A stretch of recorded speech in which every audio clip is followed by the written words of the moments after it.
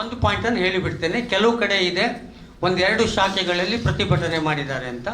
ಇನ್ನು ಕೆಲವು ಕಡೆ ಇದೆ ಕಾಂಗ್ರೆಸ್, ಹಿಂದೂ ಮಹಾಸಭಾ ಮತ್ತು RSS ಸ್ವಯಂ ಸೇವಕರು 3 ಜನ ಸೇರಿದ್ರು, ಅಲ್ಲಿ ಗಲಾಟೆ ಆಗಿದೆ ಹೇಳುವ ರಿಪೋರ್ಟ್ ಕೂಡ ಒಂದೆರಡು ಶಾಖೆದಿದೆ. ಈಗ ನಾನು ಏನು ಹೇಳಲಿಕ್ಕೆ ಹೊರಟಿರೋದು ಅಂದರೆ, ಇಡೀ ದೇಶ ಸ್ವಾತಂತ್ರ್ಯದ ಹೋರಾಟದ ಕಿಚ್ಚಿನಲ್ಲಿ ಇದ್ದಾಗ ಇವರು RSSನವರು ಏನು ಮಾಡ್ತಾಯಿದ್ರು, ತಮ್ಮ ಪಾಡಿಗೆ ತಾವು ಶಾಖೆಗಳನ್ನು ಮಾಡಿಕೊಂಡು, ತಮ್ಮ ಪಾಡಿಗೆ ತಾವು ಕಬಡ್ಡಿ ಆಡಿಕೊಂಡು, ತಮ್ಮ ಪಾಡಿಗೆ ತಾವು ತಮ್ಮ ಹಿಂದೂ ರಾಷ್ಟ್ರ ನಿರ್ಮಾಣ, ಹಿಂದೂ ಸಂಸ್ಕೃತಿ, ಇದೇ ಟಾಪಿಕನ್ನು ಇಟ್ಟುಕೊಂಡು ಅವರ ಪಾಡಿಗೆ ಅವರಿದ್ದರು. ಇಡೀ ದೇಶ ಹೊತ್ತಿ ಉರಿತಾ ಇರುವಾಗ ಈಗ ನಾನು ಕೇಳುವ ಪ್ರಶ್ನೆ ಏನು ಅಂತಂದರೆ, ಈಗ ಪರದೇಶಿಗಳು ಅವರು ಯಾರು, ಬ್ರಿಟಿಷರು, ನೀನು ಯಾವನಯ್ಯ ಕೇಳಲಿಕ್ಕೆ ನಮ್ಮ ಯೂನಿಫಾರ್ಮ್ ಬಗ್ಗೆ ಹೇಳುವಂಥ ರಾಷ್ಟ್ರೀಯತನ RSSಗೆ ಇರಲಿಲ್ವಾ? Who are you to say not to wear the uniform, it is my motherland ಹೇಳುವಂಥ ಗಡ್ಸ್ ಇವರಿಗೆ ಇರಲಿಲ್ಲ ಅಂತ ಆಯ್ತಲ್ಲ. They absolutely surrendered. ಹೇಳಲಿಲ್ಲ ಅವರು. ಮಾತ್ರ ಅಲ್ಲ, ಅದು ಪಾಲನೆ ಮಾಡಿಕೊಂಡು ಬಂದದ್ದೇ ರಿಪೋರ್ಟ್ ಸಿಗ್ತದೆ. ಅದರಲ್ಲಿ ಎಲ್ಲಿಯೂ ಕೂಡ ಹೋರಾಟದ ಬಗ್ಗೆ ಒಂದು ಭಾಷಣ ಇಲ್ಲ. ಇದು ಇಡೀ ರಿಪೋರ್ಟು ಟೈಮ್ ತಗೊಳ್ತದೆ, ನಿಮಗೆ ಮತ್ತೆ ತೋರಿಸ್ತೇನೆ ನಾನು. ಎಲ್ಲಿಯೂ ಕೂಡ ಇಲ್ಲ ಗಾಂಧೀಜಿಯವರ ಹೋರಾಟ ಬೇಡ, ಕ್ರಾಂತಿಕಾರಿಗಳ ಹೋರಾಟದ ಬಗ್ಗೆ. ಇವರು ಅವತ್ತೊಂದು ಸಂಘಟನೆ ಮಾಡಿಕೊಳ್ಬೋದಿತ್ತು. RSS ಬೇಕಿದ್ರೆ ಓಕೆ ಫೈನ್, ಸೈಲೆಂಟ್ ಆಗಿ ಇಟ್ಟುಕೊಂಡು ನಮ್ಮ ಸಂಘಟನೆ ಉಳಿಲಿ ಅಂತ ಗುಟ್ಟಿನಲ್ಲಿ ಮಾಡಿಕೊಂಡು they could have make a separate organisation and fought against the British. ಮಾಡಲಿಲ್ಲ ಅವರು ಅದನ್ನು. ಸಾವರ್ಕರ್ ಅವರ ಕೇಳ್ಕರ್ ಮತ್ತು ಸಾವರ್ಕರ್ ಮತ್ತು ಮೂಂಜೆ ಅವರು ಸ್ವಲ್ಪ ರೆವಲ್ಯೂಷನರಿ ಮೈಂಡೆಡ್ ಆಗಿದ್ದರು. ಅಲ್ಲಿ ಭಿನ್ನಾಭಿಪ್ರಾಯದೆಲ್ಲ ಕಥೆ ಇದೆ. ಅವರ ಹೋರಾಟಕ್ಕಾದರೂ ಹೋಗ್ಬೋದಿತ್ತಲ್ಲ. ನೀವು ಎಲ್ಲವನ್ನೂ ತ್ಯಜಿಸಿದ್ರಿ, ನಿಮ್ಮ ಡ್ರೆಸ್ಸನ್ನೇ ತೆಗೆದು ಅವರ ಪದತಲದಲ್ಲಿ ಇಟ್ಟುಬಿಟ್ಟಿರಲ್ಲಪ್ಪ. ಈಗ ನೀವು ಈ ಸರ್ಕಾರ ಇವತ್ತು ಸರ್ಕಾರದ ಸ್ಥಳಗಳನ್ನು ಪರ್ಮಿಷನ್ ತಗೊಂಡು ಉಪಯೋಗ ಮಾಡಿ ಅಂದರೆ ನೀವು ಅದಕ್ಕೆ ರಿವೋಲ್ಟ್ ಆಗ್ತೀರಾ? ಇದು ರಾಷ್ಟ್ರ ಪ್ರೇಮವ ನಿಮ್ಮದು?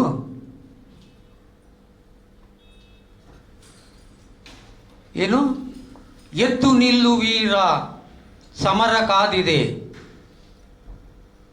ಪಡೆಯ ಕಟ್ಟು ಧೀರ, ದೇಶ ಕರೆದಿದೆ ಅಂತ ಹೇಳಿ ನಾವು ಹೋಗುವಾಗ ಹೇಳ್ತಾ ಇದ್ದದ್ದು. ಸ್ವಾತಂತ್ರ್ಯ ಪೂರ್ವದಲ್ಲಿ ಇದನ್ನ ಹೇಳಲೇ ಇಲ್ಲಲ್ಲ ನೀವು. ಎಲ್ಲ ಸ್ವಾತಂತ್ರ್ಯ ಬಂದ ಮೇಲೆ ಈ ಪದ್ಯಗಳನ್ನು ಹೇಳಲಿಕ್ಕೆ ಶುರು ಮಾಡಿದ್ದು. ಸೊ ಈ ಎಲ್ಲ ರಿಪೋರ್ಟ್ ಇಂಚು ಏನು ಹೇಳ್ತದೆ, ಇದರ ಅಧ್ಯಯನ ಬೇರೆ ಕಡೆ ನಾನು ನೋಡಿದೆ ರಿಸರ್ಚಲ್ಲಿ. ಅವರು ಎಲ್ಲೆಲ್ಲಿ ಶಾಖೆಗಳಿದೆ ಅದು ಇದು ಕಂಟೆಂಟಲ್ಲಿ ಬರೆದಿದ್ದಾರೆ. ಬಟ್ ಇದು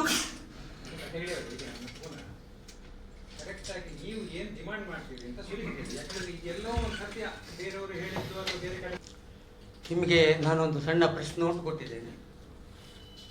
ಇವತ್ತಿನ ಪತ್ರಿಕಾಗೋಷ್ಠಿಯ ಸಿಲೆಬಸ್ ಈ ಬೌಂಡ್ರಿಯ ಒಳಗೆ ನಾನು ಈ ವಿಷಯಕ್ಕೆ ಸಂಬಂಧಪಟ್ಟು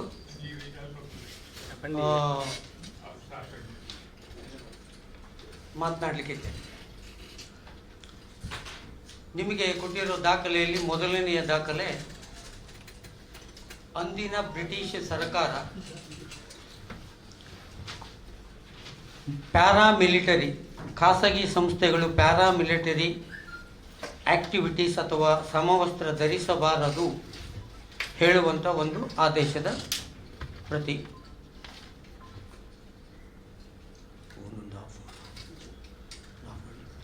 ಅದರದ್ದು ಕೊಟ್ಟಿದ್ದೇನೆ. ಎರಡನೇದು, ಅದಕ್ಕೆ ಪ್ರತಿಯಾಗಿ ಅಂದಿನ ಸರಸಂಘ ಚಾಲಕ ಗೋಲ್ವಾಲ್ಕರ್ ಅವರು ಬರೆದ ಪತ್ರ. ಮೂರನೇದು CID ವರದಿ ತುಣುಕುಗಳು, ಅದದ್ದು ಮತ್ತೆ ಡೀಟೇಲ್ಸ್ ಹೇಳ್ತೇನೆ. ಇದು 3 ಆಧಾರದ ಮೇಲೆ ನಾನು ಮಾತಾಡೋದು. ಅಂದಿನ ಸರ್ಕಾರ ಪ್ಯಾರಾಮಿಲಿಟರಿ ಆಕ್ಟಿವಿಟೀಸ್ ಮಾಡಬಾರ್ದು, ಸಮವಸ್ತ್ರ ಧರಿಸಬಾರ್ದು ಹೇಳುವಂಥದ್ದನ್ನು ಆದೇಶವನ್ನು ಸರಸಂಘ ಚಾಲಕರು ಒಪ್ಪಿಕೊಂಡದ್ದು ಅವರ ಸಾಹಿತ್ಯಗಳಲ್ಲೂ ಇದೆ. ಅದಕ್ಕೆ ಅವರು ಕೊಟ್ಟ ಕಾರಣ ಏನು ಅಂತಂದರೆ, ನಮ್ಮ ಸಂಘಟನೆಯನ್ನು ಉಳಿಸ್ಕೊಳ್ಬೇಕು ಒಂದು ರೀತಿ ಸರಳವಾಗಿ ಅದು ಮುಗಿದೋಗಿದೆ. ಎಲ್ಲಿಯೋ ಅಲ್ಲಲ್ಲಿ ಇಲ್ಲ ಕೆಲವು ರಿಸರ್ಚ್ ಪೇಪರ್ಗಳಲ್ಲಿ ಸಿಗ್ತದೆ. ಆದರೆ ಅದರ ನಂತರದ ವರದಿ ನಾನು ಮತ್ತೆ ಡೀಟೇಲ್ಸ್ ಕೊಡ್ತೇನೆ. ಆದರೆ ಆ ವರದಿ CID ವರದಿ ಸುಮಾರು 80 ಪೇಜ್ ಇದೆ. ಅದು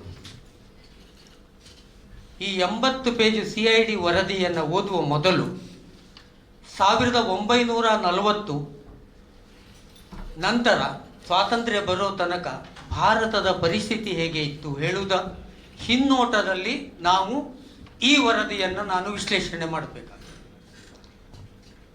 ನಮಗೆಲ್ಲರಿಗೂ ಗೊತ್ತಿದೆ, ಆಗ 1940 ಕರ ನಿರಾಕರಣೆ ಚಳುವಳಿ, ಸ್ವದೇಶಿ ಮೂವ್ಮೆಂಟ್, ಕ್ವಿಟ್ ಇಂಡಿಯಾ, ಬೇರೆ ಬೇರೆ ಚಳುವಳಿಗಳು ತೀವ್ರ ಸ್ವರೂಪಕ್ಕೆ ಪಡೆದಿತ್ತು.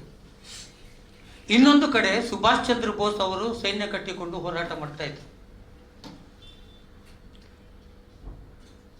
ನಾನಾ ಪಾಟೇಕರ್, ಇದು ಮಹಾರಾಷ್ಟ್ರದಲ್ಲಿ, ಗೋಪಾಲ್ ರಾವ್ ದೇಸಾಯಿ, ಶ್ರೀಕೃಷ್ಣ ಪಾಟೀಲ್, ಭಾಸ್ಕರ್ ರಾವ್ ಜಾಧವ್ ಹೇಳುವಂತಹ ಕ್ರಾಂತಿಕಾರಿಗಳನ್ನು ಗಲ್ಲಿಗೇರಿಸಿದ ದಿನಗಳು ಅದು. It all counts very important before reading that CID report. Udham ಸಿಂಗಿಗೆ ನೇಣು ಹಾಕಿದ್ದು ಆಗ. 300ಕ್ಕೂ ಹೆಚ್ಚು ಜನರು ಗಲ್ಲಿಗೇರಿಸಿದ ಪೀರಿಯಡ್ಡು. ಸಾವಿರಾರು ಜನ ಬೀದಿಗೆ ಇಳಿದು ಹೋರಾಟ ಮಾಡಿ ಸಾವಿರಾರು ಜನ ಜೈಲಿಗೆ ಹೋದದ್ದು ಮತ್ತು ಗುಂಡೇಟಿನಲ್ಲಿ ಸತ್ತಂಥ ಕ್ಷಣಗಳು ಅದು. ಒಂದು ಕಡೆ ಅಂತಹ ಭೀಕರವಾದಂಥ ತೀವ್ರವಾದಂಥ ಹೋರಾಟ, ಇನ್ನೊಂದು ಕಡೆ ಸುಭಾಷ್ ಚಂದ್ರ ಬೋಸ್ ಅವರ ಹೋರಾಟ. ಅದರ ನಡುವೆ ಭಾರತದಲ್ಲಿ ಹಸಿವು, ದಾರಿದ್ರ್ಯ, ಬಡತನ ಮತ್ತು ಅಸ್ಪೃಶ್ಯತೆ ಇದು ತೀವ್ರವಾಗಿದ್ದ ದಿನಗಳು. ಗಾಂಧೀಜಿ, ಅಂಬೇಡ್ಕರ್, ನಾರಾಯಣ ಗುರುಗಳಂಥವರು ಅಸ್ಪೃಶ್ಯತೆಯ ವಿರೋಧ ಅಲೆಯನ್ನು ಎಬ್ಬಿಸಿದ ದಿನಗಳು. ಆ ಒಂದು ಕಾಲಘಟ್ಟವನ್ನು ನಾವು ದೃಶ್ಯವನ್ನು ಎದುರಿಗಿಟ್ಟುಕೊಂಡು ಈ ರಿಪೋರ್ಟ್ ಬಂದ ಮೇಲೆ ಏನಾಯಿತು, ಇದು ಇವರು ಆರ್ಡರ್ ಆಯಿತು. ಆರ್ಡರ್ ಆಗಿ ನಾವು ನಮ್ಮ ಸಂಸ್ಥೆಯನ್ನು ಉಳಿಸಿಕೊಡ್ಲಿಕ್ಕೆ ಅದನ್ನು ಫಾಲೋ ಮಾಡ್ತೇವೆ ಹೇಳಿ ಸರಳವಾಗಿ ಅವರೇ ಹೇಳಿಬಿಟ್ರು. ಹೇಳಿದ ಮೇಲೆ Bombay home ministry, CID department ಅವರು 19 ಜಿಲ್ಲೆಗಳಿಗೆ, ಇದು ಯಾರೋ ಒಬ್ಬ ಪೊಲೀಸ್ ಅಧಿಕಾರಿ ಕೂತ್ಕೊಂಡು ಮಾಡಿದ ರಿಪೋರ್ಟ್ ಅಲ್ಲ, it point to be noted. ಇದು 19 ಜಿಲ್ಲೆಗಳ ಹಿರಿಯ ಅಧಿಕಾರಿಗಳ ನೇತೃತ್ವದಲ್ಲಿ CIDಗಳು ಹೋಗಿ ಮಾಡಿದ ರಿಪೋರ್ಟ್. ಇದು ವೆರಿ ಇಂಪಾರ್ಟೆಂಟ್. ಎಲ್ಲ ಶಾಖೆಗಳಿಗೆ ಮತ್ತು ಅವರ ವಿಜಯದಶಮಿ ಕಾರ್ಯಕ್ರಮ, ಸಂಕ್ರಾಂತಿ ಕಾರ್ಯಕ್ರಮ, ಬೇರೆ ಬೇರೆ ಕಾರ್ಯಕ್ರಮಗಳಿಗೆ ಕೂಡ ಹೋದದ್ದು. ನಾಗಪುರ, ವಾರ್ಧಾ, ಚಾಂದಾ ಸೇರಿದಂತೆ ತುಂಬ ಇದೆ. 19 ಜಿಲ್ಲೆಗಳ ಆ ಪ್ರಾಂತದಲ್ಲಿ ಮಾಡಿದ ವರದಿ. ಈಗ ಈ ರಿಪೋರ್ಟಲ್ಲಿ 2 ನಿಮಗೆ ಕ್ಲಿಪ್ಸ್ ಕೊಟ್ಟಿದ್ದೇನೆ, ಇದು ತುಂಬ ಇದೆ. ಅದರಲ್ಲಿ ನಾನು ಕೆಲವನ್ನು ಮಾತ್ರ ನಿಮಗೆ ಓದಿ ಹೇಳ್ತೇನೆ. ಈಗ ಅವರಿಗೆ ಆರ್ಡರ್ ಆಯಿತು. ಆರ್ಡರ್ ಆದ ಮೇಲೆ ದೇಶದಲ್ಲಿ ಇಂತಹ ಪರಿಸ್ಥಿತಿ ಇದ್ದಾಗ ಅವರು ಹೋಗಿ ರಿಪೋರ್ಟ್ ಮಾಡ್ತಾರೆ. ಇಲ್ಲಿ ಯಾವುದೇ ಯೂನಿಫಾರ್ಮನ್ನು, ಮಿಲಿಟರಿ ಯೂನಿಫಾರ್ಮನ್ನು ಹಾಕ್ಕೊಂಡಿರಲಿಲ್ಲ. It is observed no uniform. ಉದ್ದಕ್ಕೆ ಇದೆ, ನಿಮಗೆ ಆ ಲಿಂಕೆ ಕೊಟ್ಟುಬಿಡ್ತೇನೆ ನಾನು. ಮತ್ತೆ ಅದರಲ್ಲಿ page number 9 the organisation is a whole remained aloof from the present subversive activities indulged in by the congressman.